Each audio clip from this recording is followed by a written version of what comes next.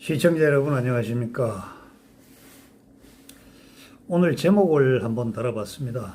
말도 많고 탈도 많은 정부의 부동산 정책과 사마천의 화식 사상의 진리를 찾아보자. 제목이 좀 기네요. 어쨌든요, 가난한 사람이 부자가 되거나 여유가 있는 사람이 더 큰 재물을 불리는 수단과 방법은 다양하며 사람마다 다릅니다. 사람마다 주특기가 있다는 것이죠. 어떤 사람은 주식을, 어떤 사람은 채권을, 또 어떤 사람은 부동산을, 또 어떤 사람은 비트코인에 매달리기도 합니다. 즉, 투자 대상이 차별적이라는 말이죠.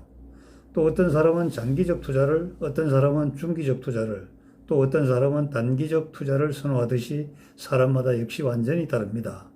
이익의 실현 주기도 다르다는 말입니다. 이번 시간에는 가장 민감한 현실적 문제를 주제로 삼아 보고자 합니다. 정부의 부동산 정책과 관련하여 언론의 보도를 짚어보면서 개인은 어떤 경제관념을 가지고 이런 상황에 대처해야 할지 알아보고자 합니다.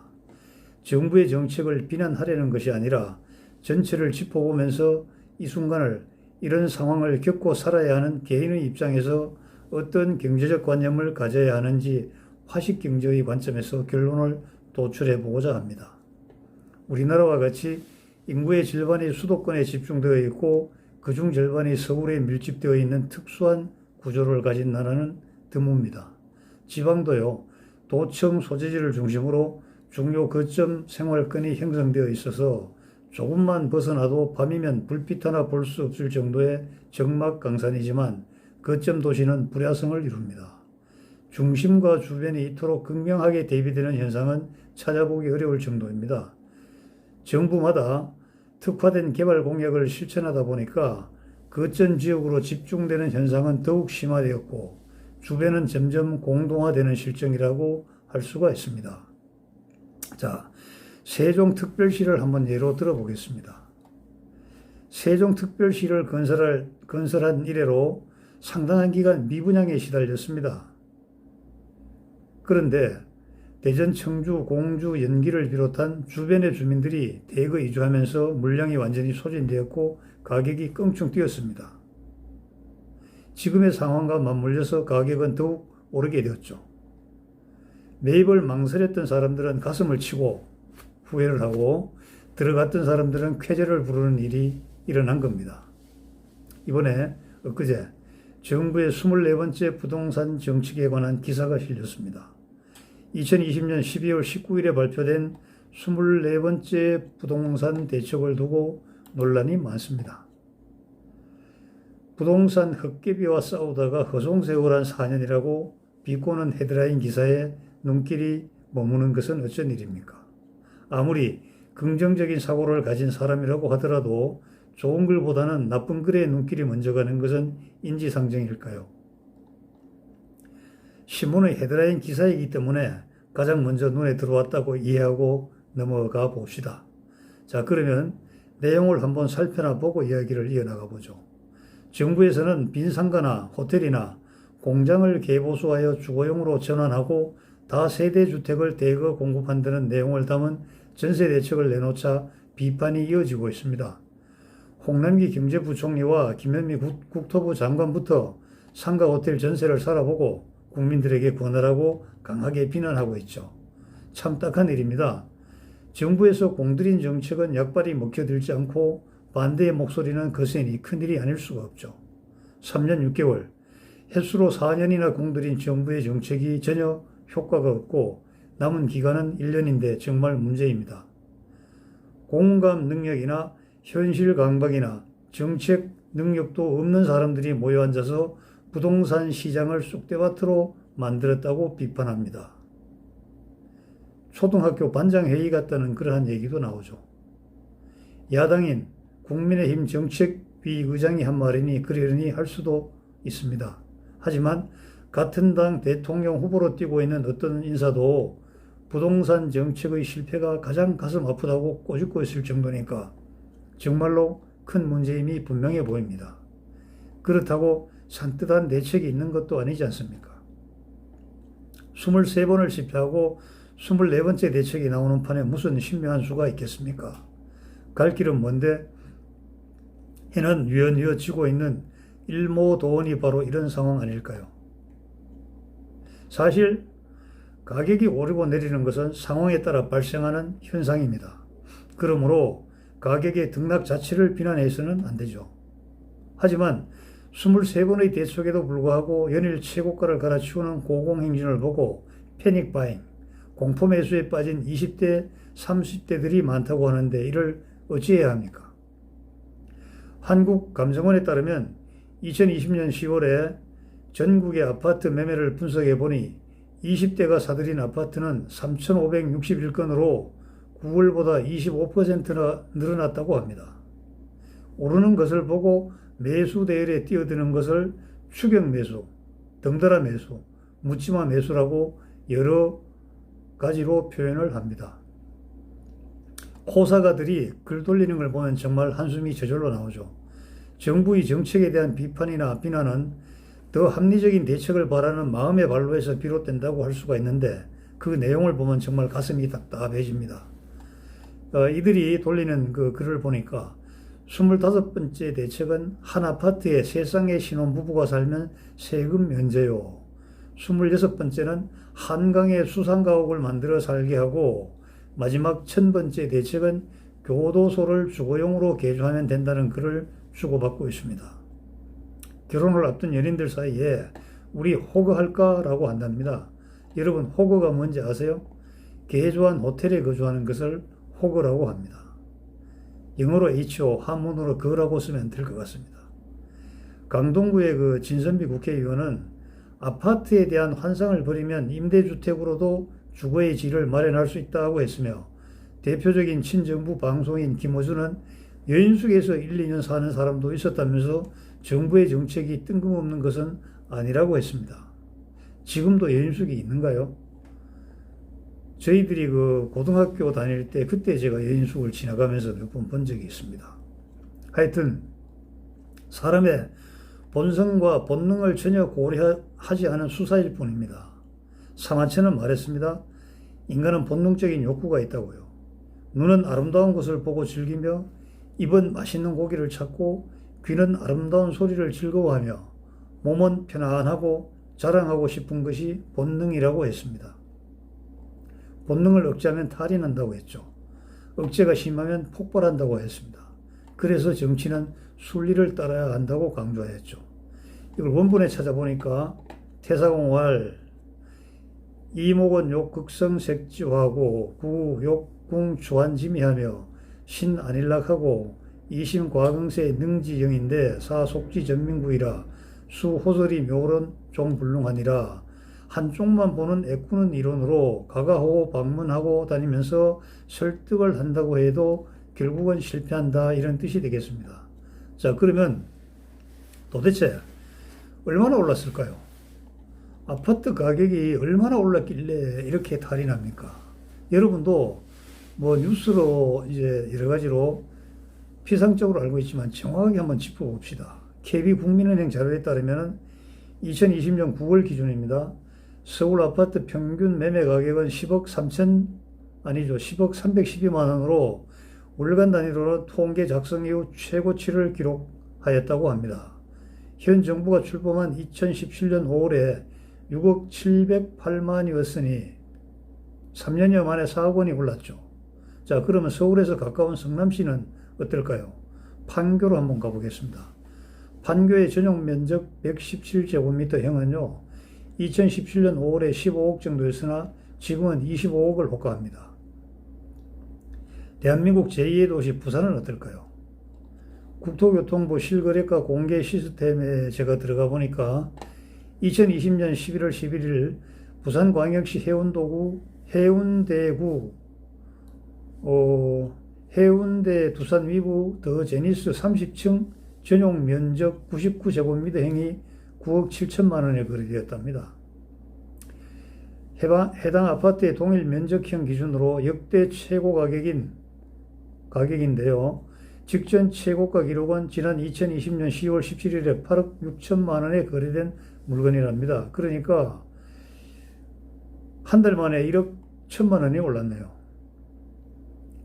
상당히 심각하게 많이 올랐습니다. 그동안 정부는 다주택 보유자를 줄이려고 했는데 오히려 늘어났다고 하네요. 이건 또 무슨 또 이유입니까? 통계청에 따르면요. 2019년 11월 1일 기준 다주택자는 222만 4천 명이었는데 2018년 1월보다 9만 2천 명이 늘었다고 합니다. 2018년에는 2017년보다 7만 3천 명이 늘었다고 했는데 이것보다 약 한 2만 명이 비교해서 더 늘었으니까 증가폭이 훨씬 높네요. 그 다음에 이제 강남의 다주택자는 줄었지만 전국의 다주택자들의 비중이 늘었다고 통계청 행정통계과장이 설명을 했습니다. 그런데 전세 가격이 매우 중요합니다. 아파트 전세 가격이 상승하면은요, 그 돈으로 빌라를 매입하게 됩니다. 빌라의 수요가 많아지면 가격이 상승하고 그 여파는 주택이나 아파트 가격 상승으로 또 이어집니다. 자, 여러분 머리가 지끈거리죠? 제 머리도 아픈데 여러분도 머리가 아프고 어지러울 것입니다. 자, 주택 보급률이 120%에 근접하고 있다는데 집이 왜 부족한 겁니까?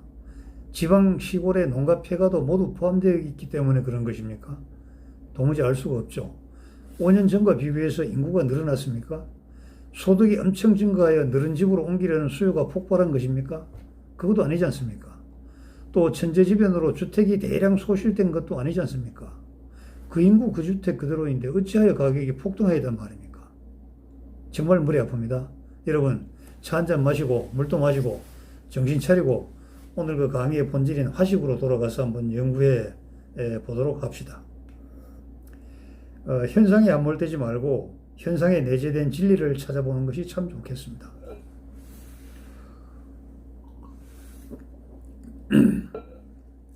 정부의 부동산 정책은 시장의 변동에 따르는 후행 대책입니다. 선제적인 조치를 할 수 없는 분야가 바로 이 가격 분야입니다. 그런데 10연의 주기와 정부의 부동산 정책은 일맥상통한다는 것을 아셔야 합니다. 정부의 부동산 정책은 화식 사상의 10연을 매우 적절하게 대변하고 있습니다. 경기가 과열되면 규제의 채찍을 휘두르고 냉각하면 당근을 제시해서 가격을 띄웁니다. 자, 한번 역사를 살펴보면서 차분하게 한번 생각을 해봅시다. 중동 특수의 영향으로 부동산 가격이 48.9%나 치솟았던 1978년에 정말 옛날 얘기입니다. 이때 무슨 부동산 가격이 폭등했을까 여러분은 생각하시죠? 이때 폭등을 했습니다. 1978년에 박정희 대통령은 부동산 투기 억제와 땅값 안정화를 위한 규제 정책을 발표하였죠. 물론 이때는 그때의 서울, 지금으로 얘기하면 아마 사대문 안이 해당이 될 겁니다. 그런데 3년이 지난 1981년에 전두환 대통령은 침체된 주택 경기를 활성화하기 위해서 세율을 인하하고 투기 지역을 해제하였다가 갑자기 경기가 과열되자 투기 과열 지구를 지정하고 1983년입니다. 또 규제를 강화하기 시작했습니다. 노태우 정부는요, 86 아시안게임과 88 올림픽의 영향으로 부동산 시장이 계속 과열되자 토지 공개념을 이때 도입합니다. 토지 공개념을 주요 골자로 하는 8.10 부동산 대책을 발표했고 일산과 분당을 비롯한 신도시에 주택 200만 호 건설, 택지 소유 상한제, 개발 이익 환수, 토지의 초과 이득세 도입을 비롯한 규제를 강화하기 시작하였습니다. 김영삼 대통령은 금융과 토지의 실명제를 도입하고 부동산 가격을 안정시켰지만 IMF 외환위기로 부동산을 비롯한 실물 자산이 충격에서 헤어나지 못하자 규제 완화로 정책 방향을 선회하였습니다. 김대중 대통령은 토지 공개념 폐지, 양도소득세 인하, 분양권 자율화 및 전매 제한 폐지를 비롯하여 강력한 부동산 경기 부양 정책을 추진하였습니다. 그 결과 부동산 가격이 치솟게 되자 노무현 대통령은 부동산 시장 안정을 위해 31개의 강력한 규제 정책을 시행하였습니다. 이명박 대통령은 리먼 브러더스 사태로 촉발된 세계 경제 위기로 주가와 부동산이 폭락한 상황을 극복하지 못하고 임기를 마쳤습니다. 박근혜 대통령은 침체된 부동산 경기 활성화를 위해 세제 혜택을 비롯한 규제를 완화한 결과 부동산 가격이 상승 국면으로 돌아서게 되었습니다. 문재인 대통령은 강남 4구를 비롯한 특정 지역의 부동산 가격을 바로잡고 정상적인 거래 질서를 확립하기 위해 규제를 강화하였습니다. 그 연장선에서 2020년 11월 19일 제24차 부동산 대책이 발표되었던 것이죠. 정부의 정책은 딱 두 가지입니다. 과열기 규제 강화, 침체기 규제 완화라는 큰 틀에서 반복되고 있습니다. 그런데 이 변화의 주기가 대략 4년에서 5년이므로 화식경제의 사상에서 제시한 10연의 주기와 일치하며 우리나라는 정부의 임기와 거의 같이 움직입니다. 현 정부가 출범하자 강남을 비롯한 일부 지역에서는 노무현 대통령 시절을 연상하면서 토지 보상금을 비롯한 천문학적 자금을 풀면서 규제할수록 값은 더 오를 것이라며 매물을 거두어들이고 또 매수하였습니다. 그런 이유로 시작된 강남발 주택가격 상승은 규제 파고를 타고 전국으로 번져버렸습니다. 제가 보기에는 마땅한 대책이 없는 것 같습니다. 부동산 불우, 부동산 우울증이 발생하여 고통이라고 호소하는 사람들이 많습니다. 연일 폭등하는 집값, 전셋값. 이 탓에 좌절감에 빠진 무주택자들이 겪는 정신적 공황이라고 합니다. 자, 그런데요. 이렇게 우울증에 빠지고 정신적 공황에 빠져서 되겠습니까? 이런 상황에서 바로 지혜를 찾아야 됩니다. 국난적 사현신이요, 갑인적 사현체란 말이, 사양체란 말이 있지 않습니까? 어려움에서 올바른 사람, 올바른 진리를 찾는 것이죠. 만약 이러한 지혜를 찾지 않는다면요, 여러분도 매우 우매한 사람이 됩니다. 정부나 어느 전문가도 이런 상황에서 지혜를 알려줄 수가 없습니다. 현상의 전달자로 간간히 자기의 주장을 예측처럼 곁들이는 수준에 불과합니다. 이런 사람들로부터 지혜를 얻을 수가 없죠. 이럴 때는 이렇게, 저럴 때는 저렇게, 이럴 수도 있고 저럴 수도 있고, 이러한 것을 그 예측이라고 하면 안 되는 겁니다. 그래서 바로 이때 사마천이 제시한 화식경제의 진리가 알고 보면 더욱 돋보이는 것이고 가장 유일한 것이라는 것을 알게 됩니다. 자, 제가 여러분들에게 질문을 하겠습니다. 주택을 보유하고 있거나 또 주택을 매수하려는 사람들에게 물어보는 것이죠. 지금의 주택가격이 얼마나 더 올라줄 것이라고 생각하십니까? 아니죠. 얼마 더 올라주면 만족할 수 있다고 생각합니까? 10억짜리 아파트가 20억으로 올랐다고 해서 당신의 주머니에 10억이 생겼습니까? 20억으로 오른 아파트가 40억으로 올라줄 것이라고 생각하는 것입니까? 지난 시간에 살펴보았던 10연의 그래프를 다시 한번 살펴보겠습니다. 자, 이것이 바로 10연의 그래프입니다. 이 그래프는 계속 반복되는데 저점에서는 의심과 회의를 하고 고점에서는 탐욕에 들떠버립니다.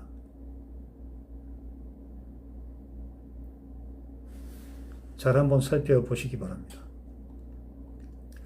이 그래프는요, 2002년에 노벨 경제학상을 수상한 어떤 박사의 그 논문의 주요 내용을 제가 축약한 것입니다. 여러분, 노벨 경제학상은 누가 받을까요? 당연히 경제학자라고 생각할 것이죠. 틀렸습니다. 아닙니다. 최근 들어 노벨 경제학상은요, 심리학자들이 자주 차지하고 맙니다. 실물 경제는 경제학이 아니라 경제를 바라보는 심리에 좌우된다는 사실이 밝혀졌습니다.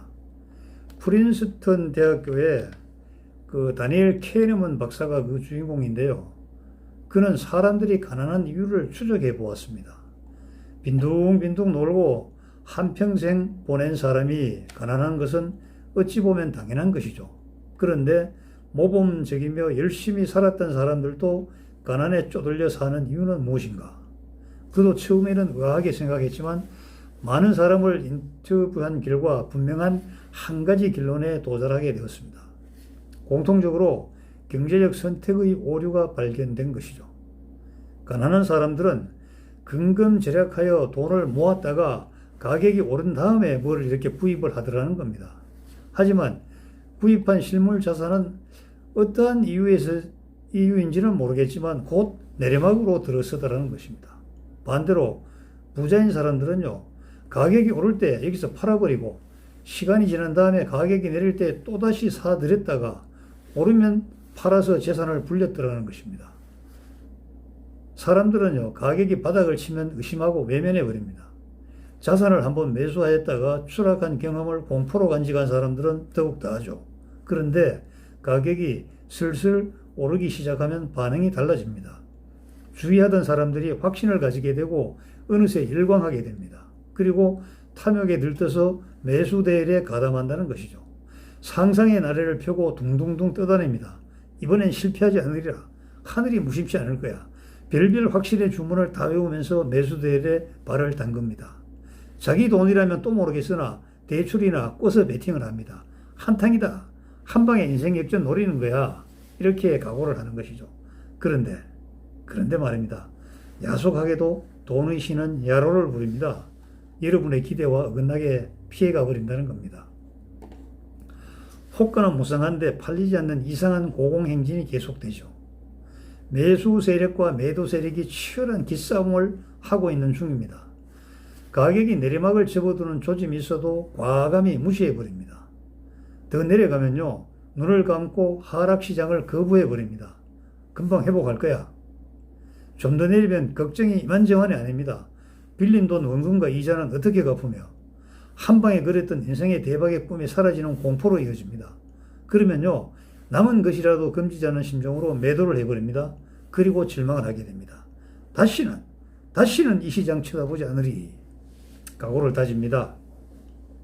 그러나 상황이 변하면요, 또다시 동일한 선택을 반복하고 맙니다. 투자만 그런 것이 아니라 도박이나 불륜을 비롯하여 정상을 벗어나는 행위를 하면서 진심으로 기뻐서 날뛰는 사람은 없습니다. 누구나 마음 한구석에 죄책감을 가지고 있으며 다시는 이러지 말아야지 하는 그러한 마음을 가지고 있습니다. 그런데 상황이 문제입니다. 상황이. 비슷한 상황이 발생하면 언제 그랬나는 듯이 동일한 행동을 반복하게 됩니다. 그래서 폐가 망신으로 이어지게 되는 것이죠. 2002년에 노벨 경제학상을 받은 논문의 내용이 말입니다. 기원전 100년 즈음에 사마천이라는 선지자에 의해서 이미 밝혀졌다는 사실에 여러분 놀라지 않으십니까? 사마천은 이미 말했습니다. 시장을 즐거이 관찰하였다가 다른 사람들이 매입하려고 아우성일 때 팔고 팔지 못해 전전긍긍할 때 매수하라고 하였습니다. 화식전 원본을 한번 보겠습니다. 낙관 10연. 10연을 즐거이 관찰하였다가 인기아치 다른 사람들이 버리면은 나는 취하고 인치하여 다른 사람들이 취하려 할 때 나는 제공하노라. 바로 이런 말입니다. 여러분, 이 말은요, 지금 중국이나 대만 그 화교 부자들의 그 사무실에 가면 이 말이 꼭 붙어 있습니다. 낙관시변이라고 적기도 하고 인기아치 인치아이라고 적기도 합니다. 여기에 부자가 되는 비밀이 여기에 담겨 있습니다.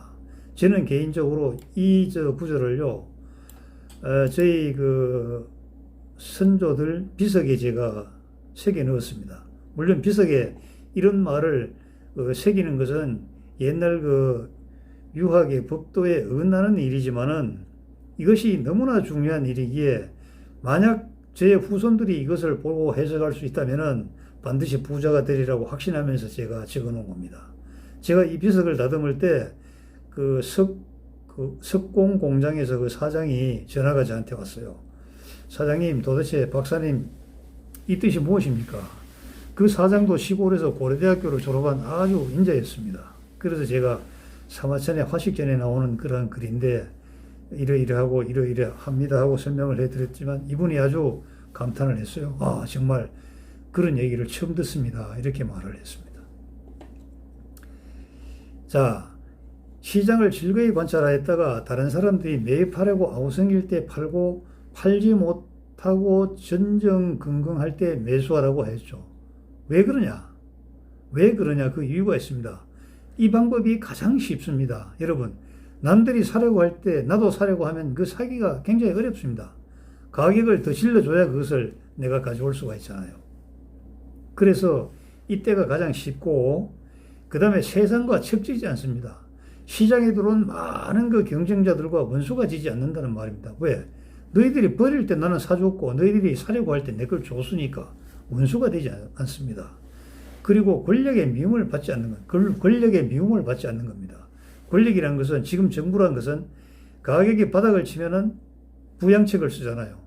부양책을 쓸 때 사주는 겁니다. 사는 사람이 있어야 부양책이 이루어지는 것이잖아요. 그 다음에 이제 다른 사람들이 막 사려고 막 난리칠 때, 정부에서는 가격을 억제해야 될 때, 결국은 물건을 내서 팔아버리면요, 공급하는 물량이 많으면 가격은 떨어지는 거잖아요. 이렇게 되면 권력의 미움을 받지 않는 겁니다.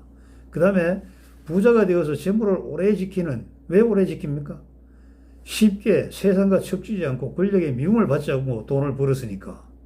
내 재물을 뺏어갈 사람이 하나도 없습니다. 그래서 가장 확실하고 안전한 방법이라고 했죠. 그러므로 화식경제학은 인문학 중에서도요, 고등학문입니다. 신의 섭리가 깃들어 있는 구원의 학문이라고 할 수가 있습니다. 부처님께서도 말씀을 하셨습니다. 재물은 4분의 1만 소유하고 있는 사람의, 다시 말해서 자기 것이라는 것이죠. 그것도 자의로 사용할 수 있을 때 한해서입니다. 누워서 의식이 몽롱할 때는 그 돈이 내 돈이 아닌 것이죠. 그럼 4분의 1은 누구 거예요? 나라, 국가가 주인입니다. 세금 내고 준조세 감당해야 하지 않습니까? 4분의 1은요, 형제 자매의 것입니다. 또 4분의 1은요, 질병이 다 가져가 버립니다. 4분의 1은요, 도둑의 것이죠. 자, 이런 것을 설명해 주는 화식경제학은요, 인문학 중에서도 고등학문입니다. 신의 섭리가 깃들어 있는 구원의 학문입니다. 필자가 화식전을 연구하면서 기독교가 전파되기 전의 고대 동양에도 창조주의 섭리가 여러 선지자를 통하여 세상에 전파되었다고 생각하게 되었습니다. 주역도 사람의 작품이 아니라 신의 계시를 받은 기록이라고 생각합니다. 공자를 비롯한 동양의 성인들도 천추와 정국이라는 피비린내 나는 기나긴 세월을 통하여 인을 실천하고 의를 따르며 예를 추구해야 천하의 안정을 찾을 수 있음을 설파하였습니다. 맹자는 왕이 백성을 잘 돌보지 않으면 백성에 의해서 내몰린다는 역성혁명을 주장하였죠. 역성혁명이 진보한 것이 지금의 민주주의 선거제도 아니겠습니까? 흔히들 부자는 하늘이 내린다고 합니다. 작은 부자는 스스로 노력하면 가능하다고 하기도 하죠. 그러나 시변의 이치대로 해야 합니다. 예상하지 못한 경제적 충격이 발생하면 가격의 폭락은 비켜갈 수가 없습니다. 상승기의 고점 부근에서 팔지 않았던 사람들은 물론이고 샀던 사람들은 더 크게 후회하게 됩니다. 후회하지 않으려면요, 시변의 주기를 살펴 선택하는 지혜가 필요한 것입니다. 시변의 지혜는 실패를 예방하고 성공을 보장해 줍니다. 하락기가 지속되어서 정부에서 부양책을 쓸 때가 매수의 기회임을 알게 하며, 상승기가 지속되어 정부에서 규제를 강화할 때가 매도해야 하는 가장 이상적인 시점임을 알게 합니다. 부자가 되려면 감이 아니라 지혜, 감성이 아니라 이성에 충실한 선택의 과정이 수반되어야 합니다. 만약에 재산을 증식하는 수단으로 부동산 재테크를 염두에 두고 있다면 정부의 부동산 정책에 주목해야 합니다. 정부의 부동산 정책은 사고 팔아야 할 시점을 알려주는 화식사상의 시변을 대변해 주기 때문입니다. 정부의 부동산 정책은 사고 팔아야 할 시점을 알려주는 화식사상의 시변을 대변하는 기능이 있기 때문입니다. 시변의 지혜는 세상과 이익을 다투지 않고도 상상할 수 없었던 재물을 가지게 하는 쉬운 보너스이며, 가난한 이웃을 위해 재물을 쾌척함으로써 존경받는 부자가 되는 소봉인 지름길이 되는 것입니다. 존경하는 부자를 사마천은 소봉이라고 했습니다. 왜 소봉이냐면은 나라에서 내린 관직은 없지만은 사회적인 역할은 제후나 왕의 역할에 버금가는 그러한 역할을 하기 때문에 소봉이라고 했습니다. 정부의 정책이 잘못되어서 부동산 가격이 등락하는 것이 아니라 부동산 가격의 등락인 시변에 맞추어 정부의 강원 정책이 반복될 것일 뿐입니다. 물론 정부도 신이 아닌 이상 실수는 있습니다. 정부의 실수는 시변을 가시적으로 보여주는 가장 확실한 시그널이라고 받아들여야 됩니다. 10연의 시에는 여러분이 상상할 수 없었던 큰 경제적 보너스를 손에 쥐게 해줄 것입니다. 이런데도 불구하고 정부의 정책 실패를 탓만하고 있을 것입니까? 5년 전에 박근혜 정부 때는 왜 거두어 들이지 않았습니까? 지금은 사지 말라고 그렇게 억제해도 사려는 이유가 또 무엇입니까? 그때는 돈이 없었기 때문입니까? 그럼 지금은 자본이 넉넉하십니까? 유행가 가사처럼요, 한 박자 쉬고 가야 됩니다. 지금 시기를 놓쳤더라도 불과 얼마 지나지 않으면 10연은 다시 찾아옵니다. 10연의 지혜를 잘 갈무리하였다가 사고 팔아야 할 시기를 식별하여 맹수가 먹이를 덮치듯이 단호하게 선택해야 되는 것입니다. 이렇게 하면 경제적 자유는 여러분의 것이 되는 것입니다. 틀림이 없습니다. 사마천이 분석해 놓았고 그 후 2000년의 역사가 증명한 진리이기 때문입니다. 역대 정부의 부동산 주요 정책은 보시는 바와 같습니다. 1967년 11월 29일에 박정희 대통령은 부동산 투기 억제 특별조치법을 내렸습니다. 그리고 1978년에 부동산 가격이 48.9%나 치솟자 88조치법을 시행하였죠. 1981년 1월 4일에 전두환 대통령은 주택경기 활성화 조치 등 5건의 부양 대책을 발표하였습니다. 1984년 4월 18일에 토지 및 주택가격 안정을 위한 종합대책을 발표하고 85년에는요, 반대로 부동산 경기 부양을 위한 대책이 17건이나 발표를 되었습니다. 1988년 8월 16일에 노태우 대통령은 부동산 안정화를 위한 종합대책을 발표하였죠. 그리고 1990년 4월 13일에 부동산 투기 억제 정책을 발표하고 1996년 3월 30일에 부동산 시장이 냉각된 상황에서 김영삼 정부는 부동산 실명제를 도입하여 가격은 더욱 하락하게 됩니다. 1998년 5월 22일에 김대중 정부는 주택경기 활성화 대책, 9.25 건설산업 활성화 방안, 12.12 건설 및 부동산 경기 활성화 대책을 발표하고 1999년 10월 7일에는 주택건설 촉진 계획을 발표하고 2000년 11월 11일에는 건설산업 활성화 방안을 발표합니다. 드디어 2002년 1월 8일 부동산 시장이 급등하게 되자 주택시장 안정을 위한 대책을 비롯한 규제정책을 5차례나 발표하게 됩니다.